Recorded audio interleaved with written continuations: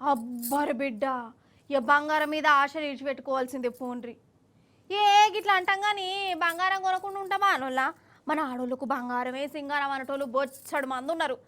సరే ఇప్పుడు బంగారం ముచ్చట ఎందుకు తీసినో మీకు ఈ పాటికే సమజ్ అయి ఉంటుంది. సమజ్ అయిందా లేదా? కాలేదా అనోళ్ళ? గదేనోళ్ళ పుత్తడి రేటు పెరుగుకుంటూనే పోతాంది కాదు. అవంటే ఇక ఇయ్యాల తగ్గుతుంది కావచ్చు, రేపు తగ్గుతుంది కావచ్చు అని ఎదురు చూస్తా అంటే పెరుగుకుంటూనే పోతాంది. అసలుకే మోసం అవుతుంది. అగో చూడుర్రి. కురుమురుమి ఎవరి మీద పడ్డట్టు ఈ ట్రంప్ సార్ వారి మెంటలేషం మన ఆడపడుచుల నెత్తి మీద విడుగు పడ్డట్టు అయింది కాదు. ఎట్లా అంటారా? సార్ వారు చేయబట్టి బంగారం రేటు రాకెట్ లెక్క దూసుకపోతూనే ఉన్నది. ఇప్పుడు బంగారం రేటు 1,07,000కు దగ్గర అయిందట్నోళ్ళ. అవు 1,07,000. ఈ 2-3 రోజులనే డైరెక్ట్ 6,000 మీదనే పెరిగింది బంగారం రేటు. కాదు తులం బంగారం 1,07,000 అంటే ఏందన్నట్టు? అసలు బంగారం కొనాలన్నా 10-15 ఏళ్ల కిందట 20,000 25,000 ఉన్నప్పుడే వామ్మో వాయు అని నోళ్ళు తెరిచినాం. ఇప్పుడు చూడు 1,00,000 దాటిపోయింది. చక్కెరచ్చినట్టు చేస్తుంది.